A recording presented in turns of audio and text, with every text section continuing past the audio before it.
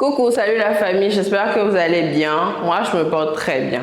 Alors, toi qui veux partir aux États-Unis, il faut rester ici avec moi. Toi qui as joué à la loterie Visa et puis tu attends les résultats, reste avec moi. Alors aujourd'hui, on va parler de la loterie Visa, de ce qu'il faut savoir, mais dans un sens juridiquement parlant. Alors, je vais commencer par le concept de la loterie Visa. Déjà, c'est un truc que l'État américain a sorti depuis 1990 pour pouvoir permettre aux immigrants, c'est-à-dire citoyens d'autres pays, de pouvoir venir travailler aux États-Unis et d'avoir une carte verte, c'est-à-dire d'être automatiquement américain. Donc, depuis lors, tout le monde joue à la loterie Visa. Mais est-ce que vous connaissez les conditions dans lesquelles vous devez être pour jouer à cette loterie Visa?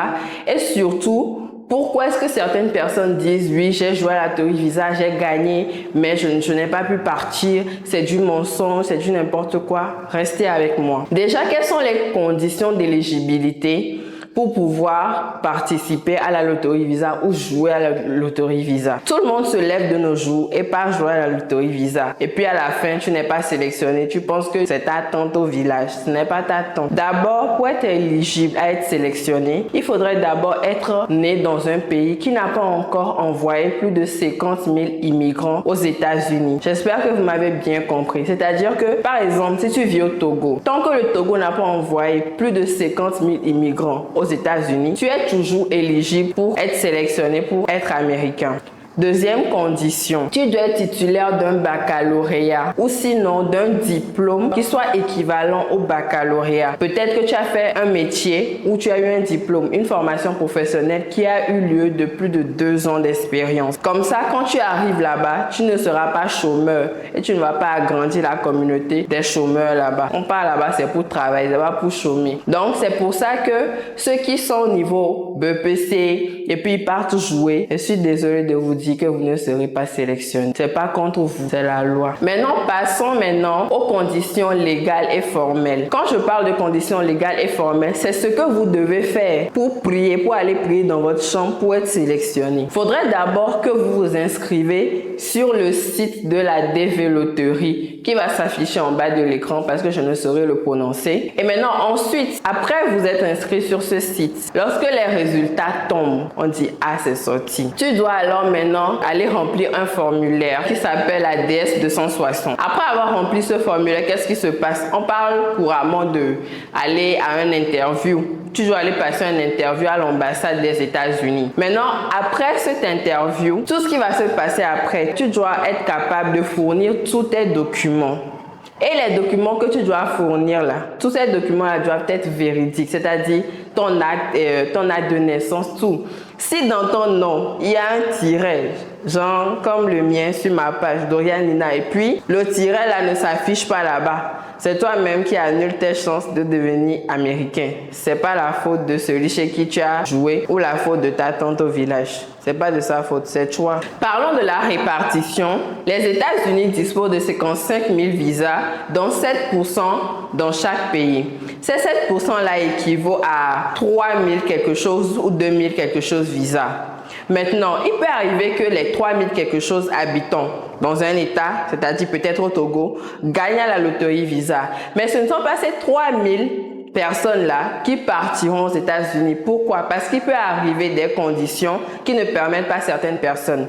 Par exemple, lorsque j'ai parlé du fait qu'il faut bien remplir les formulaires, peut-être tu n'as pas bien écrit ton nom, un truc, donc on te refuse l'accès aux États-Unis. Peut-être que tu as eu une réponse à une demande d'emploi dans un pays et on a accepté ta lettre de motivation. Donc, peut-être que tu préfères partir travailler dans un autre pays, donc tu refuses le visa américain, ce qui ne peut jamais arriver, mais ce n'est qu'un exemple. Donc, tu refuses, ce qui veut dire que tu ne fais plus partie de ce nombre-là qui partiront aux États-Unis. Donc, les visas restants là, vous allez me demander qu'est-ce qu'on en fait. Les visas restants, on les donne maintenant à d'autres personnes. Pourquoi? Parce que lorsqu'on joue à la loterie Visa, ce n'est pas que le nombre limite là qu'on sélectionne.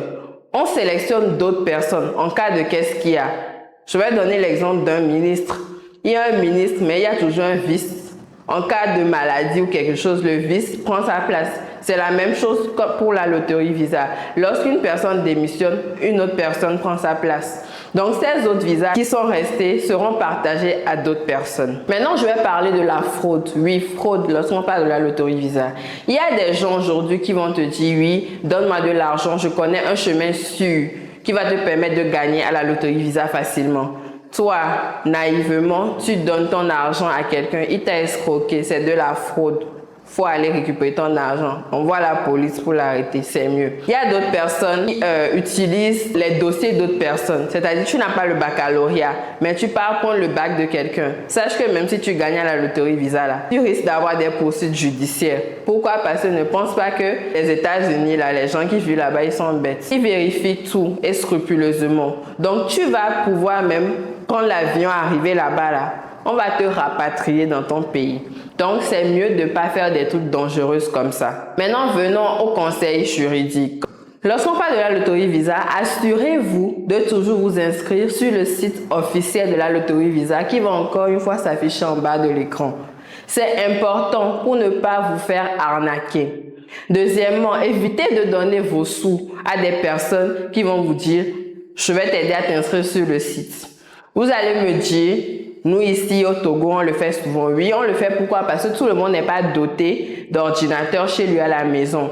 Donc, ce qui nous pousse à aller dans des lieux où on nous fait l'inscription. Mais il faut toujours vérifier si ces lieux-là sont adaptés et s'ils sont bons pour qu'il n'y ait pas de fraude dans ce qui va se passer. Deuxièmement, toutes vos informations, après avoir effectué votre loterie visa, là, vous les gardez pour vous.